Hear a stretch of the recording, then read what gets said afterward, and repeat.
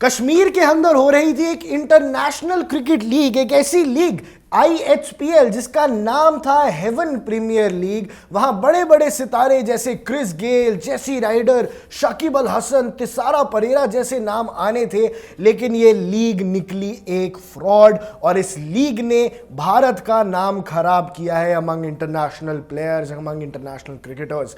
नमस्कार दर्शकों, आप देख रहे हैं इंडिया न्यूज। मैं हूं आकर्ष कौशिक और जो बड़ी खबर आ रही है इस वक्त वो आ रही है श्रीनगर से। श्रीनगर के बख्शी स्टेडियम के अंदर एक प्राइवेट T20 क्रिकेट लीग खेली जानी थी जिसका नाम था Indian heaven premier league. Indian heaven premier league, Kashmir की वादियों को, और कहते हैं ना Kashmir is heaven on earth, तो इसी चीज को कैपिटलाइज करके कश्मीर के अंदर एक क्रिकेट लीग की शुरुआत की गई थी। इस क्रिकेट लीग के सबसे ज्यादा फेमस प्लेयर्स कौन थे? Chris Gayle. जी हां दर्शकों, वेस्ट इंडियन लेजेंड जिन्होंने IPL में अपना इतना नाम बटोरा है, जिन्होंने इंटरनेशनल क्रिकेट में इतना नाम बटोरा है, IPL में एक पारी में सबसे ज्यादा रन का रिकॉर्ड आज भी उन्हीं के नाम है। ऐसे खिलाड़ी को बीच मझधार में छोड़ दिया, इनके होटल रूम से ही इनको बाहर कर दिया गया, इनको होटल रूम में जाने ही नहीं दिया। और इसके पीछे कारण यह है कि जो ऑर्गेनाइजर्स थे वो एक ही रात में फुर हो गए। दर्शकों, बहुत ही कमाल और बहुत ही खराब इंसिडेंस यहां पे हुआ है। दरअसल हुआ क्या, इन्होंने ये लीग ऑर्गेनाइज तो करा दी पर किसी को भी पैसे नहीं दिए। ये लीग ऑर्गेनाइज करा कौन रहा था? ये लीग ऑर्गेनाइज करा रही थी युवा सोसाइटी, जो मोहाली पंजाब की बेस्ड है। और अकॉर्डिंग टू रिपोर्ट्स वो एक रात में ही फरार हो गए। जो वेन्यू था वो रेंटल था, उस वेन्यू के भी पैसे नहीं दिए गए। और जम्मू कश्मीर स्पोर्ट्स काउंसिल के साथ मिलकर ये पूरी लीग कराई जा रही थी। जम्मू कश्मीर स्पोर्ट्स काउंसिल को बड़े बड़े वादे कर दिए गए कि भैया देखो, क्रिस गेल आपके यहाँ खेलने आएगा, जेसी राइडर यहाँ खेलेगा, श्रीलंका के खिलाड़ी तिसारा परेरा यहाँ खेलेंगे, तो आपके लिए कितनी अच्छी बात है। पर इसमें उनका इन्वॉल्वमेंट है कि नहीं अब तक पता नहीं है कि जम्मू और कश्मीर की स्पोर्ट्स काउंसिल की कितनी इन्वॉल्वमेंट है। पर वो ऑर्गेनाइजर्स भैया बिना पैसे दिए फुर हो गए। 25 अक्टूबर 2025 से मैच शुरू हो गए, लेकिन थोड़े दिन बाद ही पता चल गया कि ना तो अंपायर्स को पैसे दिए जा रहे हैं, ना ही प्लेयर्स को पैसे दिए जा रहे हैं, ना ही उस होटल को पैसे दिए जा रहे हैं जहां प्लेयर्स खड़े हैं।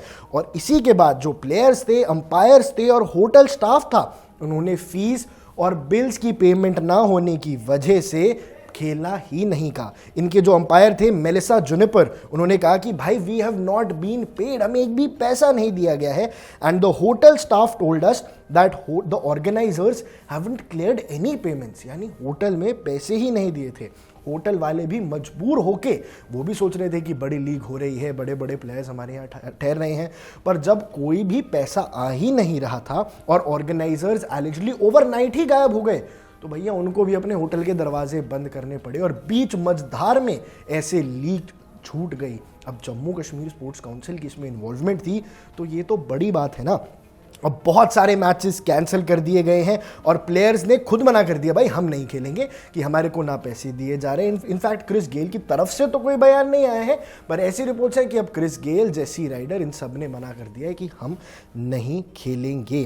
क्रिस गेल ने भी कुछ मैचेस खेले, फिर इस कोलैप्स की वजह से वो चले गए।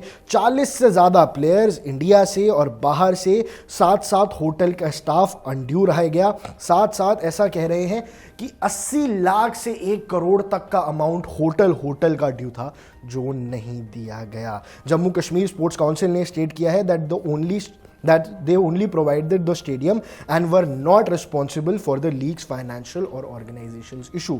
यानी Jammu and Kashmir sports council का बस इतना ही रोल था कि भैया आप स्टेडियम ले लो, वहां करा लो, उनका लीग से कोई लेना देना नहीं था। ये एक प्राइवेटली ऑर्गेनाइज लीग थी और वो प्राइवेट ऑर्गेनाइज लीग भाग गई। अब सवाल ये उठता है दोस्तों कि अगर प्राइवेट ऑर्गेनाइज लीग्स इतनी पॉपुलर हो रही हैं, इतनी बढ़ रही हैं, तो फिर उनकी रिस्पॉन्सिबिलिटी कौन लेगा?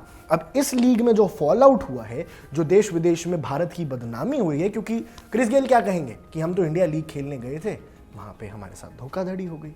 तो उसकी जिम्मेदारी कौन लेगा? और क्या कोई रूल आने चाहिए कि अगर कोई इंटरनेशनल लेवल की आपको लीग करानी है, कोई क्रिकेटिंग लीग करानी है, तो कुछ ना कुछ तो कोई ना कोई सुपरविजन तो हो ना कोई तो सीनियर अथॉरिटीज की इन्वॉल्वमेंट हो, कोई ना कोई गारंटर हो, वरना ऐसे तो क्रिकेट के नाम पे फ्रॉड्स बढ़ सकते हैं। पूरी एक लीग करा के आधी रात को अगर ऑर्गेनाइजर गायब हो जाएगा तो कैसे चलेगा? दर्शकों, इस न्यूज़ के बाद स्पोर्ट्स फ्रेटर्निटी में थोड़ा सा गुस्सा भी है, स्पोर्ट्स फैन में गुस्सा भी है, लेकिन लोकल वेंडर्स के लिए जिन्होंने अपनी जेब से पैसे खर्च किए उनके लिए नुकसान है, रीजन के लिए नुकसान है। अब दोबारा शायद कश्मीर के अंदर क्रिकेट खेलने से लोग डरेंगे, बाहर से लोग आने से डरेंगे।